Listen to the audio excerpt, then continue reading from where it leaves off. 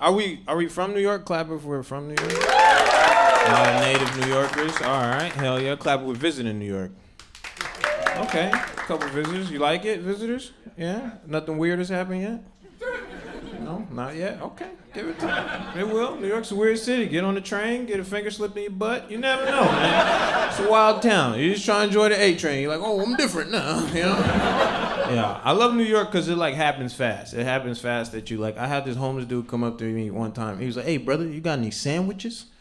Wasn't expecting him to say sandwiches, you know? So that caught me off guard, and I was like, fuck, do I have any sandwiches? Like, I thought about it. Then he watched me think about it. He was like, maybe this motherfucker got some sandwiches, you know? And so I like performed for him because I was nervous because he was expecting his sandwich. So I did the tap. I did the, oh, sure, no. Which only made it look like I misplaced a sandwich. So he got even more excited, and he was like, check that back pocket. Maybe it's in that back pocket. That's a sandwich pocket, you know?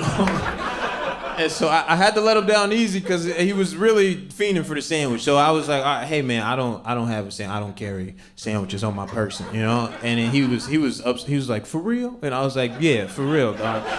And then he got mad. He was so pissed. He was like, broke ass nigga. And then he just walked away. I didn't like that for two reasons. One, he was Asian, you know? So that was weird. That was a weird thing that he did, you know? Just casually throwing that word around. And then two, I just like getting called broke for like not having a sandwich. You know what I mean? Like that's a weird. Like if I would have had a PB&J, he'd have been like, "Oh, wealthy man. Okay, I see. John D. Rockefeller out here."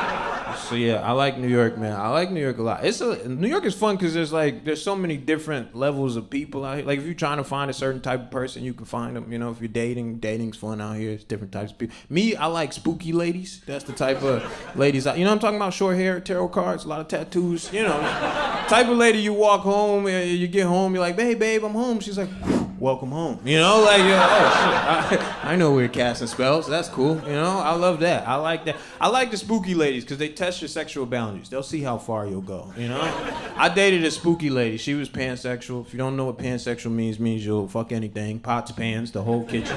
She was very open to the appliances, but she was always trying to test my sexual boundaries. I remember one time she had these panties on. I was like, yo, you look really dope in those panties. She was like, you like them? I was like, I like them a lot. She was like, you want to wear them? And that's not what you're expecting to hear, but you know, she caught me in the moment, and you can't be a bitch in the moment. So I was just like, yeah. You know, like, get a little sassy sometimes. The next thing you know, you're wearing lace front panties, you know, and you're tucking your dick. She didn't ask me to tuck my dick either. That was a freestyle. That was off the top of the dome. That was a bad bitch trying to escape a little bit. Yeah. Just walking around the room, strutting, feeling myself. And she was like, you like them? I was like, I like them a lot. She was like, you look good. I was like, bitch, I look great. You know, so that story is just a lesson, fellas. That woman you're looking for sometimes, inside, you know? Yeah, dude. I like it. New York opens you up in ways you'll never know. Like I also too, I like the dating scene in New York because the playing field is a little bit more even than other places. Like in New York, there's no slut shaming. Women are free to be freaks, which I think is dope. I think that's dope. Yes, sluts. No, because women y'all get to realize that y'all like are just the same as men. I hated the notion that women don't want sex as much as men, or men want sex more than women. I don't think that's true. I think women just have to feel comfortable and trustworthy with the person they're with, and then that's when y'all become monsters. We all know that. We all know that, right? Anybody who's ever been ridden by a woman who's about to come, you know exactly what I'm talking about. When she's on top of you, she's like, shut the fuck up, shut up. Mama's got a nut, you know? And you're just down there. You're just like, oh, we're still having a good time though, right, Mama? That's the scariest feeling in the world, ladies, when you forget we're human beings down there, dude. Bouncing all over the place. Don't give a fuck about angles or geometry or what our dicks can or cannot do.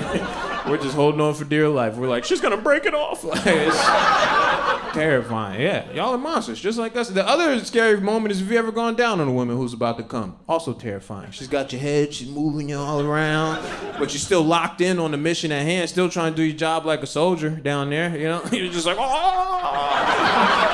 Taking on enemy fire, you know? Dodging shit. And then she does the scariest move known to man. She just closes the jaws of life on you. Just snap shut without warning. You're just down like, I can't see, I can't breathe. She's just holding on like, shut the fuck up and finish the job. Just finish the job. the funniest part about all of that is you gotta try to come back up like you weren't scared. You know what I mean? Like she's the same woman she was when you went down there. You gotta come up with some cute shit, just like, oh, hey, my baby. And she's like, you wanna go again? You're like, no, I'm good, I'm all right. Yeah, I like it, man. I like New York. It is fun. It's fun. It's a hard place to live, though, because it's a lot of people living on top of each other. You got to keep your sanity. You got to do stuff to stay sane, man. So I'm working out, going to the YMCA. Guess what activity I'm doing at the Y? Cycling, swimming. Okay, all right. People who said swimming, you are correct. Yes, and I appreciate you said it with confidence. Some people say it with a question mark at the end, like swimming, which is racist, you know? And yeah, it's very racist. They don't mean it, but they mean it, you know? And then some people do the opposite, where they guess basketball way too quickly. Same vibe. They're like, basketball. I'm like, no. They're like, basketball with a watermelon. I'm like, that's not even a sport. I'm pretty sure we got to fight now. What the fuck was that about, you know?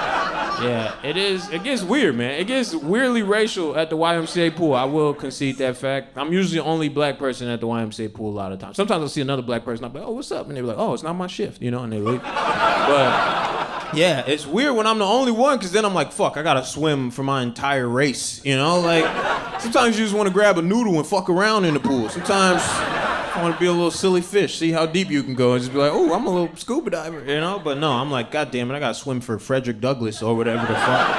And it's too much. I'm walking around with all this animosity, all this anger, and sometimes it's just a nice middle-aged white woman there who just wants to have a chat about the pool's conditions, you know? She's like, ooh, it's a little nippy in there today, huh? And I'm just like, look here, bitch, I ain't come here to chat, all right? I came here to swim, now let's race. Like, that's too much. That is too much. I like the YMCA though. It is fun. One thing they don't tell you about the Y, especially as a man, you're gonna see a lot of penises. That's a big thing they forget to mention. Yeah. They're just like, hey, enjoy the locker room when you sign up, and you're like, what the fuck does that mean? Then you get up there and you're like, I see what you did. You know? For $70 a month, I can see the worst dicks New York has to offer. I went there to clear my mind. Now I think about these dudes' dicks 24/7, man. Yeah. They're not shy about it either. That's what bothers me. They just walk up to you like, hey, how's your day going? And I'm just like, Rick, we don't need to talk about the weather with your dick out. It's just crazy. Yeah, I don't know. I think about them a lot. Like, and the more I think about these dudes, the more, they're like middle-aged white guys. And I'm like, oh, I think I understand why they're not shy about their little awful penises. I think it's because this is the hardest city to make it in financially. They're like, this little thing, who gives a fuck, dude? They got 401ks, retirement plans. They're like, life is great. I want that confidence, man. I do. I want to walk in the YMCA butt-ass naked one day and be like, huh, look who figured out their Roth IRA. You know, that's what I want. But I don't know what that means, so I still wear a towel. And yeah, I'm trying, man. And the big thing I forget to mention is that they want to see my dick, too. That's another caveat of it. Yeah, they I don't know if there's a race thing or a membership thing, but they really... One day I just want to rip the towel off and be like, ah! And I just have a huge pussy for no reason. Oh, I'm like, that's right, respect me, you know? But yeah, it is a race thing. I think they want to see it because I'm black and they want to know if it's big or not or whatever, that whole fucking stupid stereotype. But my biggest fear is one of these white dudes will see my dick and be like, not as big as I thought, you know? Fuck that. You're not catching me on a cold day, all right? Running home to your wife being like, honey, they're not as big as we thought. Put your good dress on, babe. We're going out tonight, you know? So yeah, trying to survive New York. I like it a lot. I'm doing therapy too, going to therapy, trying to keep the mind. We doing therapy? Yeah, hell yeah. Love when the guys woo. It's mostly the ladies, but there's always one or two guys that are like, yeah, and every other guy's like, I'm punching walls, you know? Still punching these walls. Yeah, I like therapy. People who go to therapy, you guys think it works?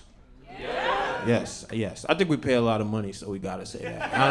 I'm not sure it does all the time. Because every time I go to therapy, no matter what me and my therapist talk about, I always had the same thought. No matter what we say to each other, I always leave. I'm just like, am I gay? You know? I don't know why. Therapy's not supposed to make you gayer. I don't think that's how it works, but I feel gay as hell every time I leave. I'm like, maybe I should be sucking dick, dude. You know? I think she has a bet with another therapist she can make me gay, which is... Every time I leave, she's just like, oh, just give me a week. I have sucking, you know? Which is fine. I just want to know. You know what I mean? I don't want to be some old dude trying to be gay for the first time, stumbling over some dude's dick like, I'm so sorry. I'm still trying to figure my shit out. You know? It's like, you got a mortgage. You got to be good at that type of stuff. But, yeah. You guys have been a lot of fun. My name's Ethan. Thank you so much.